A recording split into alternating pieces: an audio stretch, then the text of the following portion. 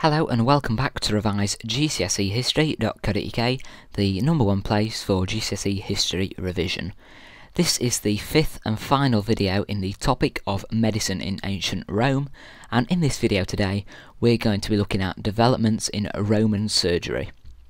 Hopefully this should be quite a quick and concise video today, and I hope not to go on too much.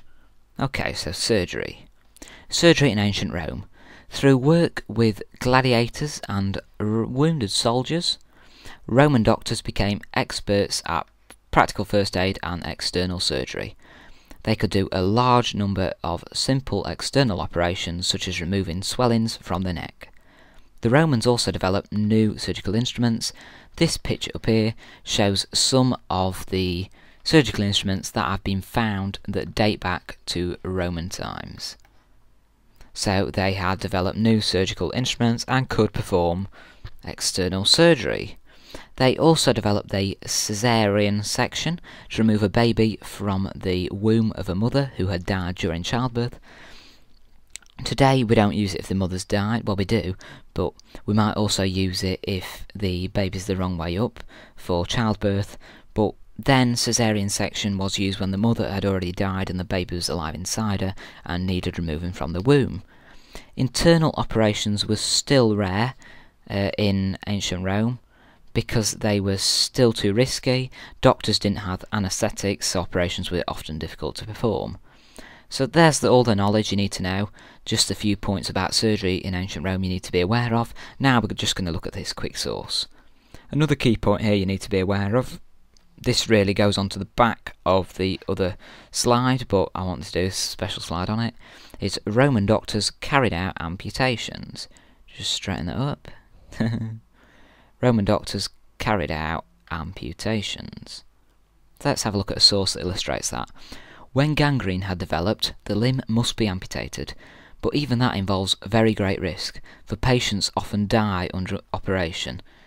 So it's risky, patients often die under operation. It does not matter, however, whether the remedy is safe enough, since it is the only one, so it's a last resort. Make a note of that. Since it's the only remedy, it doesn't matter if they die. Therefore, between the sound and the disease part, the flesh is cut through with a scalpel to the bone, but this will not be done over a joint, and is better that some of the sound part should be cut away than any of the disease part should be left behind. So that shows how important it is to remove all of the diseased part that has gangrene developing on it. It's actually better to remove some of the part which is fine and not got any gangrene than it is to leave any part that has a tiny bit of gangrene left behind. The bone is then to be cut through with a small saw. So this source helps us to understand the surgical instruments that surgeons used, and sort of the last resort of surgery, and how operations were carried out, nature of operations. And this source is from a Roman encyclopedia written by the Roman writer Celsus in the 1st century AD. That's the end of all the knowledge that we need to cover for this video today. So to finish off, usual flavour, quick 4 questions to have a go at. Pause video here if you want to, jot down some answers, and then we'll go through them together. If not, carry on watching, we'll do them now. Name 2 things that enabled Roman doctors to become experts at external surgery. Well, they practiced as surgeons to gladiators and wounded soldiers. They had lots of practice basically due to warfare and gladiators.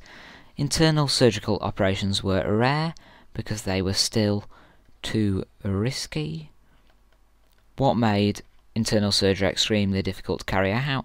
The lack of anaesthetics. So patients often died of clinical shock. And when were amputations carried out? When gangrene developed on the limb. There we are. There are the answers to the quick 4 questions. Thanks for watching this video today, and I do hope that you found it useful in your GCSE history exam preparation and revision. Thanks for watching. I hope to see you again very soon.